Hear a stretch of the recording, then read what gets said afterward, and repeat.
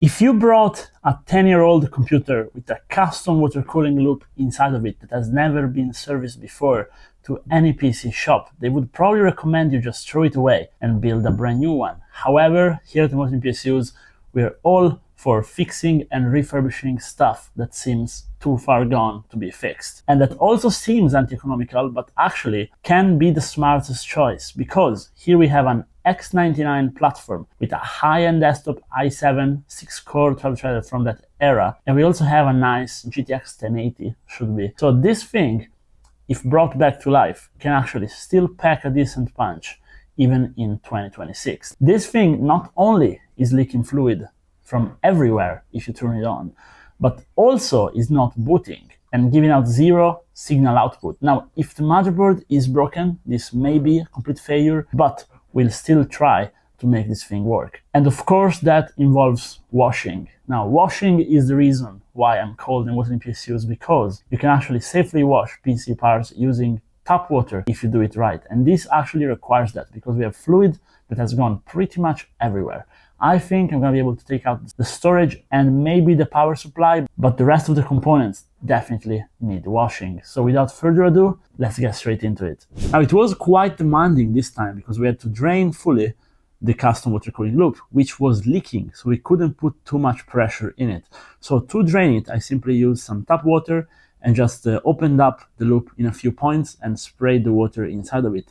Let it cycle through, so we also had the chance to start cleaning the water cooling equipment already, because after about 10 years closed, if we were to reuse all the water cooling equipment, we would have to clean it up, maybe put some anti-algae in it to make sure it's all running perfectly, to then be able to put it all back together. Now, after doing that, I then emptied out the loop itself and went ahead properly cleaning everything, because even though this fluid, the original coolant, was non-conductive, after all these years, it started collecting ions, little metal particles from inside the loop, and so nowadays it is conductive. So if we leave the residue on our motherboard, it may short it out. Tap water, while also conductive, has a much lower residue rate, so generally it's pretty safe to be used, and it's why my channel is called ImWateringPSUs, and it's why we use it all the time around here. So it's a lot better to blast some pressurized water over the PC. Now, after washing it all down, we then dismounted it and put it out in the Italian sun to dry. We then brought it inside and moved forward with the drying and cleaning.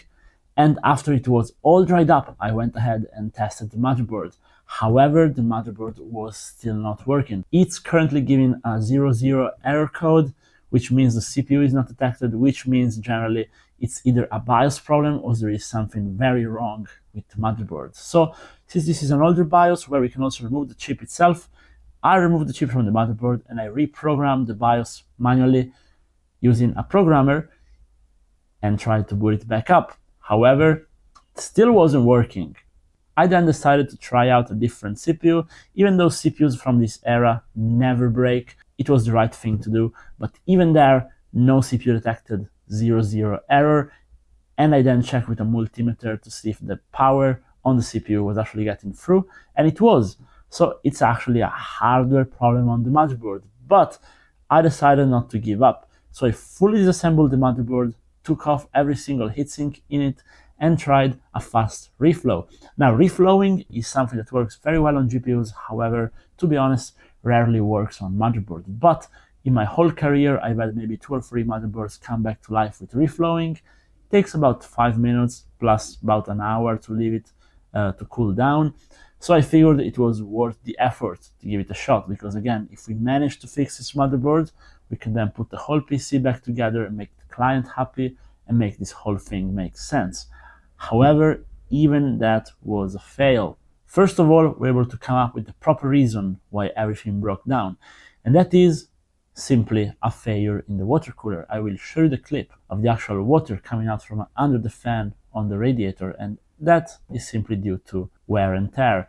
This guy never replaced his coolant. You can see it clearly by just how ruined the tubes themselves are, or the inside of the water blocks. And unfortunately, he probably mixed metals. Mixing metals is when you put aluminum and copper together. After a while, they end up corroding the whole loop. And this happened in the radiator. Either that, or it was just a faulty radiator. which can happen, but it started very gradually leaking and it went over his motherboard. And if you put something conductive on your motherboard when it's running, it's gonna fry it. And water damage is very difficult to fix. If you're lucky, it may just be a few capacitors, but unfortunately, that's beyond my skill level. I'm a PC builder. I do repair stuff. I know BIOS modding, BIOS flashing, I know a few things, but I'm not good with micro soldering and troubleshooting motherboards and GPUs beyond little reflow. So this motherboard has some water damage in it, which I unfortunately will not be able to restore. However, the CPU probably works. I'm actually not sure because I checked the socket from behind and it seemed like there was probably some overcurrent there too. So I'm not sure if the CPU works, but if you have a cheap X99 motherboard, I'm gonna try it. I'm not gonna throw the motherboard or the CPU away. The motherboard, I think, is still a good display piece because the client actually accepted to leave me all the broken stuff. In exchange, I'm gonna give him basically cleaned up and properly rebuilt his PC because the SSD still works.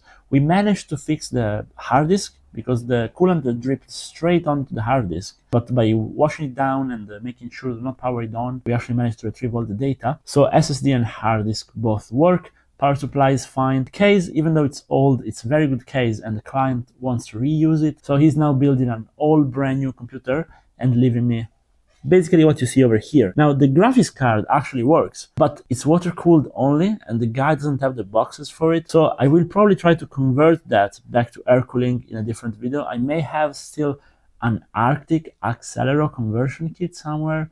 So let me know if you guys want to see that. I think it can be pretty cool. The RAM also works. So this we can use and it's also worth a little bit of money currently. And the water cooling equipment, we could reuse it, but it's so badly just worn out. I mean, check this out. And also the radiator is just broken, so I would have to buy a new radiator with this size of fittings. I'm probably gonna keep it somewhere for fixing other computers for clients, maybe for free because I don't think this is worth anything. And the motherboard again is a cool showpiece, so I'm keeping that. But unfortunately today we were not able to fix this computer, and that's just the way it goes. It's also why if you're PC flipping or building computers, I rarely recommend you guys buy broken computers unless you know there are at least a few parts that work. And if you're buying a PC that way, make sure you attribute the value of the working components, because sometimes we manage to fix it, but I say it's more the times when we don't manage to fix stuff, because tech, unless it's just stuck and you need a reboot or a BIOS flash, if it's broken, it's generally pretty broken and it's hard to fix. However, I know some of you guys are very good with tech, so if you guys know how I can fix a code 00, what's the most likely capacitor to be broken, if you guys want to see me try some micro soldering, let me know. We can give it a shot for sure. And if not, I hope you still enjoyed all the washing and the story in this video, and I hope I can see you guys in another video. Maybe drop a like and subscribe to support me. And take care. Bye bye.